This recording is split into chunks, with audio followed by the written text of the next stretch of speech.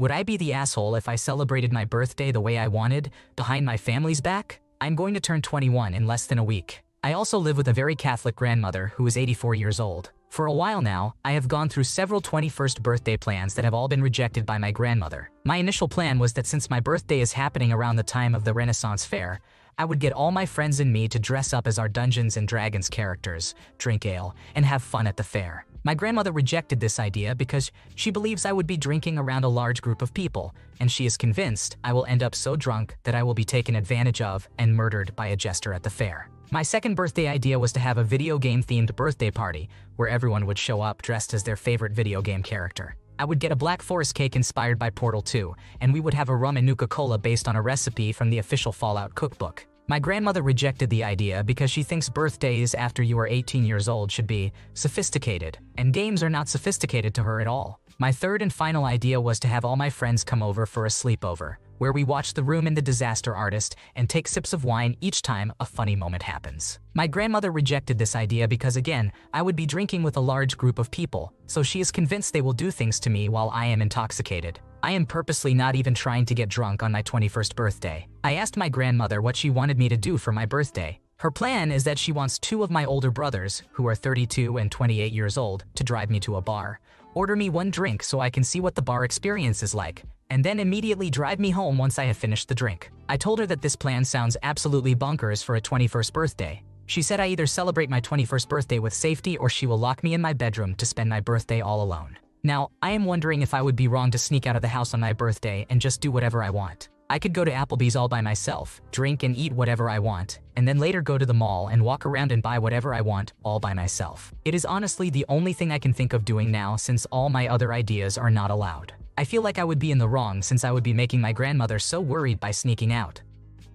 You are not in the wrong here. You are an adult, so you don't need to sneak out or ask permission to celebrate the way you want to. It's important to inform grandma of your plans, but make it clear that it's a decision you've already made. Maybe just remind her that you'll be safe and check in every once in a while. Am I the jerk for not giving my boyfriend's mom my driver's info for a ticket that will be transferred to me? I, a 27-year-old female, recently received a photo-enforced ticket while driving my boyfriend's car. He is a 26-year-old male. He was in the car when it happened, and I apologized profusely for it. He said it was not an issue and that we would pay for it together. I told him to let me know when the ticket arrived in the mail so I could help take care of it. A week or two passed, and the ticket arrived at his house. It turns out he is not registered to the car. Instead, the car is registered under his mother's name, with whom he lives. My boyfriend and his mother do not have a great relationship, so this did not help. She became upset. He tried to reassure her that we were going to take care of it. He let her know that we were going to call the courthouse and explain that it was not her driving and get the whole thing sorted out. After hearing this, she decided to call the courthouse herself and explain the situation.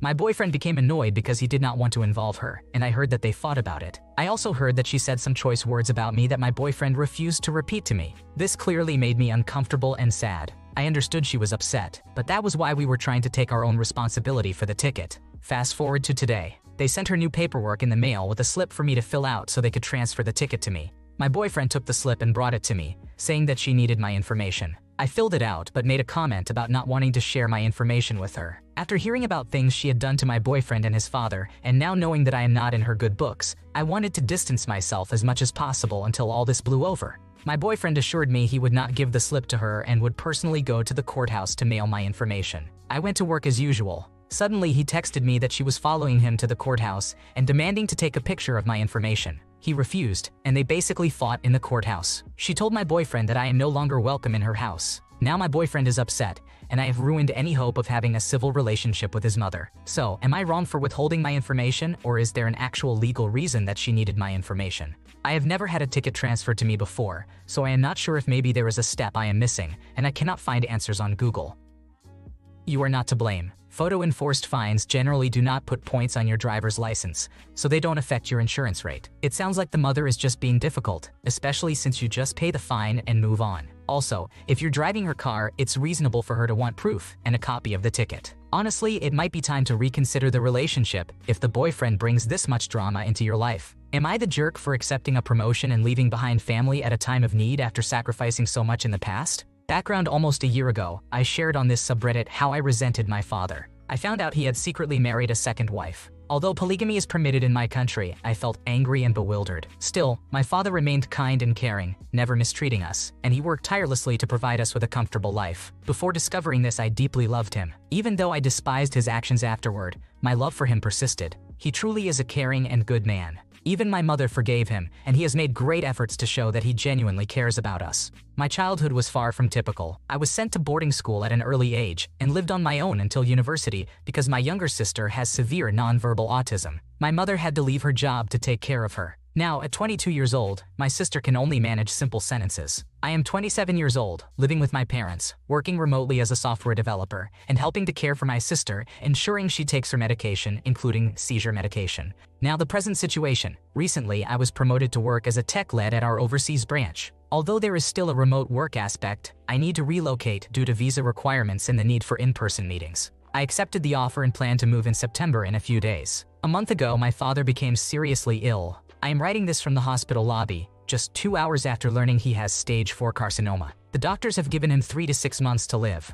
For the past 2 hours, I have been reflecting on how my life has been shaped by external circumstances. I attended an all-boys boarding school because my parents were focused on my sister. I have low self-esteem with girls and have never been in a relationship. My understanding of relationships and love was shattered after discovering my father's affair. Most of my income supports my family. When I am not working, I am caring for my sister. This promotion seems like my last opportunity to prove I am not just a victim of circumstance, that I can live my own life. Given my father's prognosis, a decent person would likely turn down the promotion and spend time with him. But I do not want to. In fact, I told my family I am still going, and they became unhappy. It is not that I do not love my family, I do. But this feels like my chance to finally take control of my life. If I once again sacrifice myself for my family, what will be left for me? Is this truly my life? Am I destined to be a slave to the misfortunes life has in store for my family? Am I wrong for wanting to be selfish just this once at such a crucial and difficult time when, morally, I should not be? It is not like I will forget them or abandon them completely.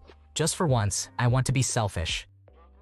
It doesn't seem like you have a great relationship with your dad, and his being near death is unlikely to change it for the better. Help your mother set up carers because she will need them, and you may not be much practical use in nursing him. Live your life, man. No use living everyone else's lives apart from your own. Am I the jerk for not taking my children to see my ex's spouse in the hospital? My ex's wife of 5.5 years is in the hospital after a miscarriage led to complications and life-saving surgery. I have custody of our children, who are 10 and 8 years old, this week and was asked to take them to see her. My children do not have a good relationship with my ex's wife or my ex, and neither do I, so I said no. My ex was upset and told me his wife needs all the children around, as they have one child together. I still refused. He told me I am heartless and that she has a right to have her family around her. I was not moved and still did not take them. My ex and I broke up when our youngest child was 1 year old. He met his wife not long after. They have a very rocky relationship with lots of cheating on his part.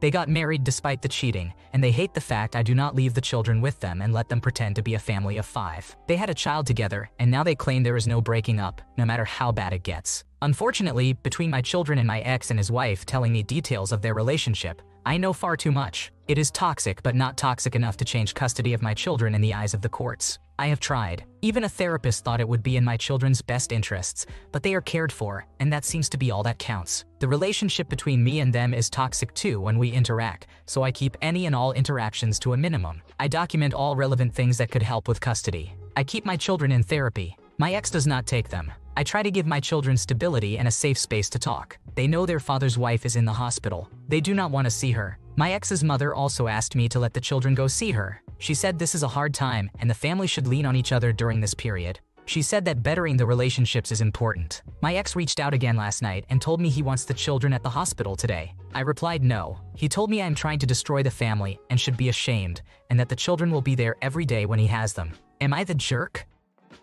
You are not the problem. The kids are old enough to make the call here. You ask them, and they said they don't want to go. If it's during your residential time, you don't have to take them. It's inappropriate for them to be forced into an uncomfortable situation, especially when they don't have a parental connection with her. Am I the jerk for insisting my mother invaded privacy by opening my mail? My mother, who is 57 years old, lives 5 hours away in my old hometown. I am 23 years old and have not lived at home in 5 years. I did not even go back home during college breaks, so none of my friends have been there in years. In high school, when I was 18 years old and naive, I wrote a letter to myself. My English teacher assigned it, saying it would be a time capsule about ourselves then and wondering where we are now. I have no idea what I wrote about or what I asked myself.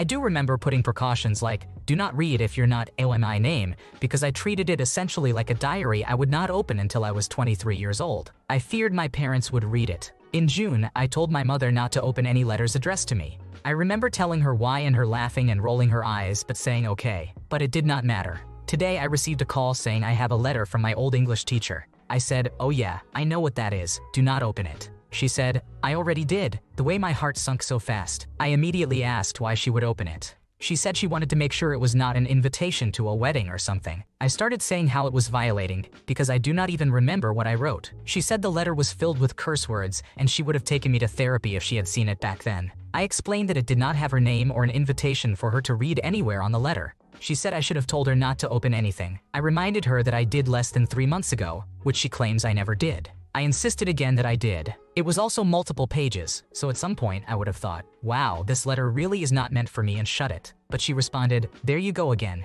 Always taking things to the top. You know, I just wanted to let you know I had it, but never mind. And then she hung up on me. Now I can get defensive, but it is because of stuff like this. I have not spoken to her since. I am 23 years old, and this just feels like a huge invasion of privacy. Would you open your grown child's mail if it was sent to your address? Or call them first? Or maybe even try to remember when they asked you not to open their mail? And is not it illegal to open mail that is not yours, even if it is your adult children? Am I the wrong person for being upset and insisting it was wrong? You acted correctly.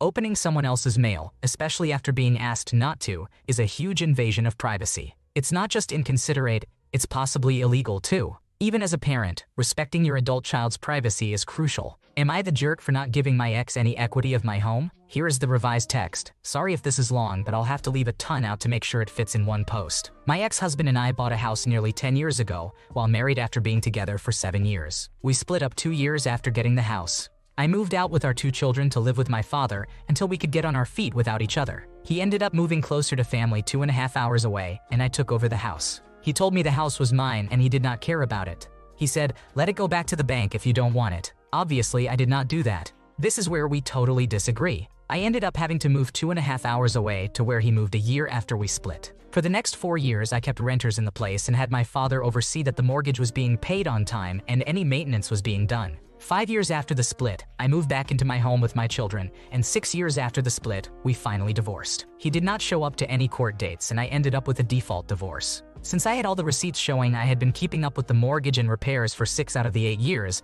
the judge granted me the house, and no equity was to be paid to my ex-husband. Considering it was only $60,000, there wasn't much equity anyway. Here is where he thinks I am the problem. When housing prices skyrocketed in 2021, he came back and wanted to sell the house from under me and keep any equity for himself because he is the one who holds the mortgage. However, I am on the deed since we were married and had children together. I also worked outside of the home. It has been a year since we went to court, and I was trying to wait out the interest rates, or just completely pay it off as soon as I could without having to refinance because my interest rate is currently 4.37%. He still wants to force me to sell instead of letting me assume the mortgage to keep the interest rate. His reason is that he is legally blind, and the surgery to stop what is left of his vision from deteriorating costs $16,000. I do not see why I should have to find another home for my children at a higher interest rate and a higher purchase cost that will decimate my savings and budget for who knows how long. He has a 2017 Mustang he can sell since he cannot drive it.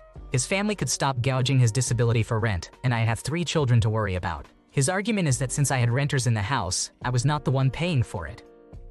You don't deserve his recent badgering and the manipulation of your kids to give him a home he stepped away from, but here we are. Act quickly, or this will not be yours. The money you supposedly saved on interest will cost you in legal fees. You need legal advice. An attorney can help you navigate this mess. Thanks for watching. When you subscribe, make sure to hit the bell to turn on notifications so you never miss a video. To finish listening to all the stories, check out the playlist in the description.